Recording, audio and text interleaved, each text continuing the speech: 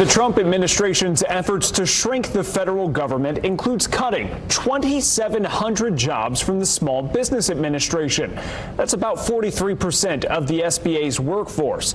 Bruce de Torres with the American Small Business League believes the White House is setting up the SBA to fail. Bruce, thank you for joining us. So why would political interests want to dismantle the SBA? To bury and diminish the contracting program. The contracting program facilitates the legal requirement that 23% of all federal contracts must go to small businesses. And it is mired in problems, the worst of which is that for years, decades, the SBA has falsified compliance with that goal. And in reality, legitimate small businesses only get around 3 or 4% of federal contracts. And big businesses are called small businesses for the purpose of fulfilling that requirement.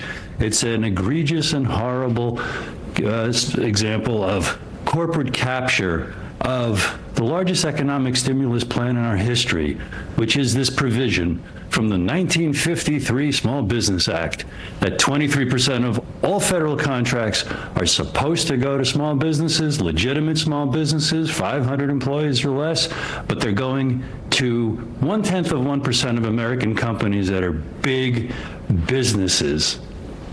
So essentially to stifle competition, well, the SBA said this workforce cut is to refocus resources. Why are you convinced this reduction is a first step to shutting it down?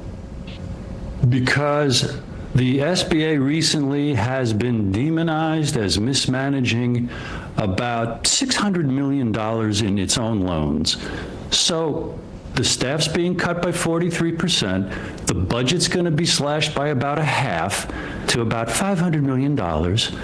But now it's being given the $1.6 trillion student loan portfolio. It can't manage $600 million, but it's going to successfully manage $1.6 trillion in loans. We can already hear in our imagination a few days or a few weeks from now, oh, sorry, it was a mistake to give the SBA the student loans. We're going to push all of its functions into, the Treasury Department or the Commerce Department, and all of its functions will get lost in the fog of bureaucracy and never mentioned.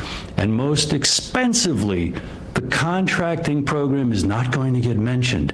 And that last 3% of federal budgets, we fear, are going to be captured by the 0.1% of companies in America that are big businesses with more than 500 employees. Turned around, most important, 99.9% of all businesses in America are small businesses with less than 500 employees. They should be getting at least 23% of the federal budget. They're getting 3%. We fear they're about to get nothing. If the goal is to eventually close the Small Business Administration like the Trump administration is doing in the Department of Education, is that a bad thing?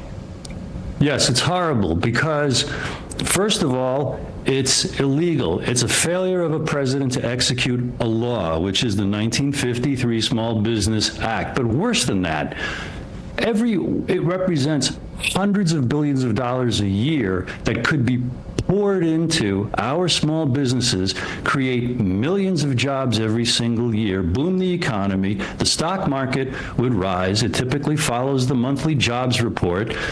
Nicely, the world markets would rise because they follow our stock market.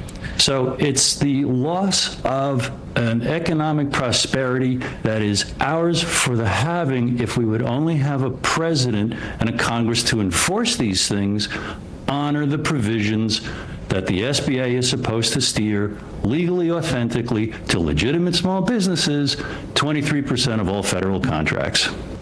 Bruce de Torres with the American Small Business League. Thank you for joining us. Thank you.